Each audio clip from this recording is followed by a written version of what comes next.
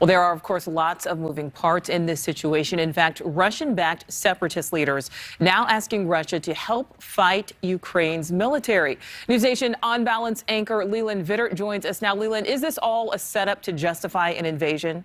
Well, certainly that's what Vladimir Putin looks like he is setting up, is this idea that I'm going to come to the defense of my countrymen. Hence why these separatist region leaders that are puppets of the KGB have put forth this idea that they are somehow under attack by Ukraine and must be liberated and saved from the Ukrainian military. Just so we reference the maps, the red area is the area that they say is in need of help. The blue and red stripe area is the area that is already controlled by the Russian separatists. Kelly said, the Pentagon said that Russian troops were headed in already into Donetsk and Luhansk. That would be the area of the Russian-backed separatists right now.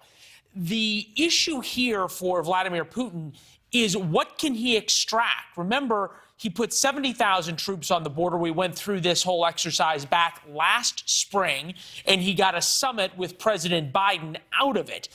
At some point, and he maybe in the next 24 hours or so, we get a communique from the Kremlin which says, look, if the Ukrainians give up the Donbass, that's all of the area that Vladimir Putin recognized, and turn it into a separate and sovereign country, we, Russia, will back off because we have protected our countrymen. There's no indications yet that either Ukraine or, in a larger sense, the United States and Ukraine's allies would be willing to make that deal. But this communique sets up this sort of one last chance for Vladimir Putin to be able to give a deadline. Either Ukrainian forces leave by this time and stop persecuting Russians, or we will be forced to protect them. It's still unclear whether we're going to get that. It's right now 11 o'clock in Ukraine. We've yet to hear of any meaningful Russian military action against the Ukrainians at this point. Whether or not we're going to get that over, say, the next 6 hours or so is yet to be seen. Then you'd move to tomorrow morning to wait to see what the Kremlin does. Well, Leland, you just said there, one last chance for Putin. As you said, it's about 11 o'clock there. I mean, is diplomacy at this point really still an option? It depends on whether Vladimir Putin feels as though he can get the spoils of war without war. He can't have gone through all of this and back down with nothing.